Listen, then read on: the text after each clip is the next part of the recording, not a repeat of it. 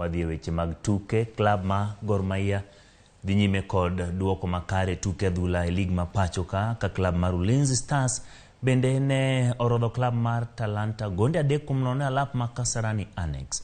Kogalo nogoyo tim mar Bandari gol 1-0, gol mane ologi jatugo Benson Omala, kama en gol mar 4 ma jatugo no oselewone Gor Mahia e tuke 4. Alap ma Nyayo National Stadium klab ma AFC Leopards no kamodhi 0-0 gi klab mar Kakamega Homeboys.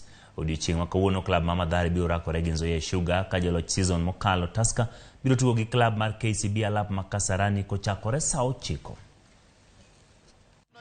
Sekunde kama 40 ambazo zimepita. Mara ya kwanza ule mpira ambao alistahili kupangwa kati uwe kona. Angalia, hata ukiangalia Kisengere nyuma, ndio beki hakuzuia vizuri, lakini mpira kama huu basi utasema amewazawidi Gor Mahia mapema sana hata kabla ya Krismasi. Hii ni zawadi ambayo ni kubwa zaidi ya zawadi ya Krismasi, manake bado nakaba juu ya mstari. Toa maina safi pembeni kushoto huku.